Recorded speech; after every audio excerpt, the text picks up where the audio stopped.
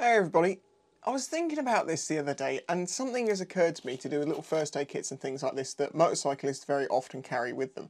Now to be clear here, I'm not a doctor.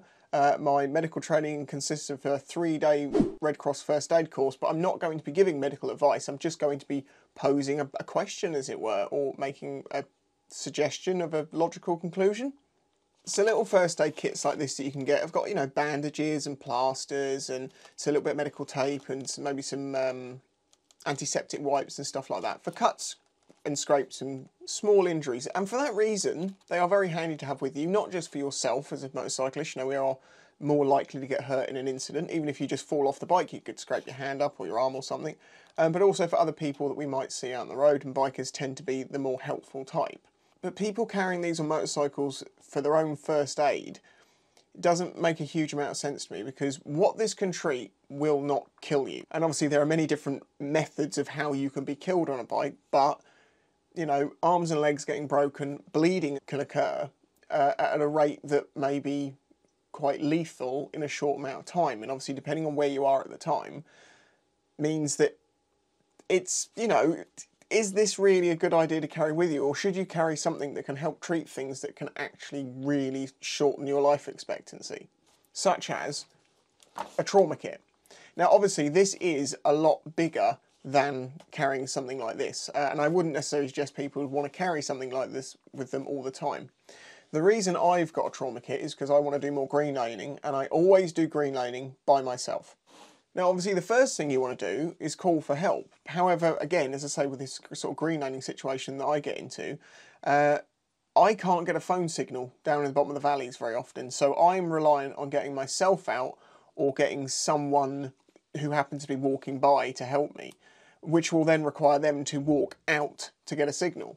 And that takes time, and time is very precious in these situations, and carrying something like this with you in those situations where you're a high probability of being hurt and also not being near someone seems like a logical thing to do. I mean, obviously you can chuck plasters and things in here as well for the cuts and grazes that this covers, but a trauma kit like this has things in it that will help save your life properly. I just want to be clear here that I'm not promoting and saying that this one is a good one to go for or that this is a good one to go for. I'm only using these as an example. Make sure that what you buy is good and trustworthy.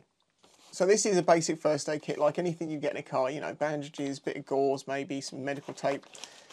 The trauma kits contain things like this, which is, well, this is actually for gunshot wounds really, but it's a chest seal patch.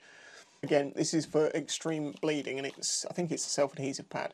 Then you got some hemostatic dressings, more hemostatic stuff hemostatics is to stop bleeding. Now, you're not going to use this on yourself, but this is for, maintaining an airway if you need to. Maybe if you're with your mates and, I don't know, they hit a sodding tree limb with their throat, you may be able to save their life with that.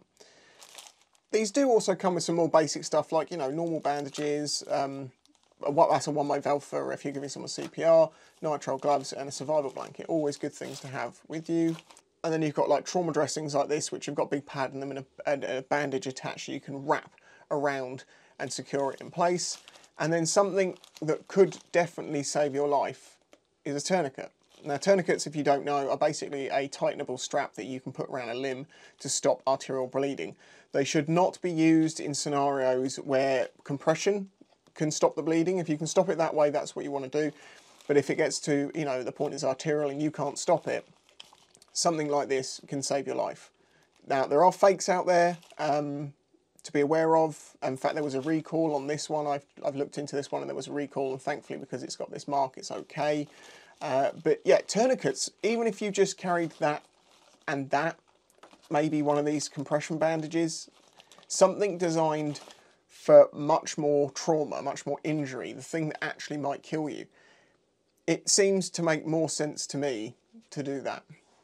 You should also really carry a pen in here, because on the tourniquet itself it's got a strap that's got like a time mark on it, and you can write the time that you applied it. So if you pass out, the people who come and find you know how long your leg has been tourniqueted for. There are problems with leaving tourniquets on for too long.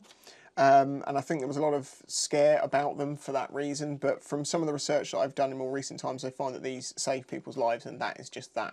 In the scenarios you're using this, you may only have a few minutes, so getting toxic issues and stuff like that with the limb afterwards is kind of a separate issue. I think that's kind of what it comes down to.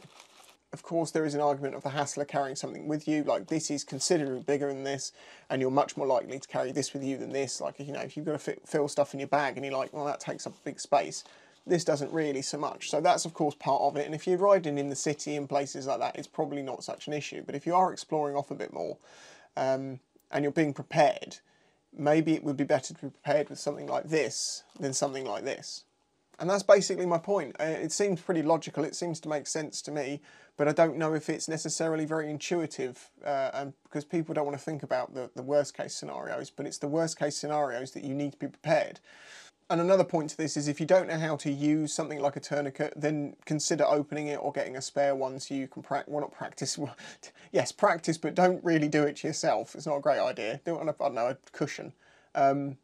To get used to using one. I have used one in the past. Now I've had access to one to know how to use them, and this is very similar to that one, so I haven't opened it. But yeah, that's just basically the thought. It's very simple, seems pretty logical.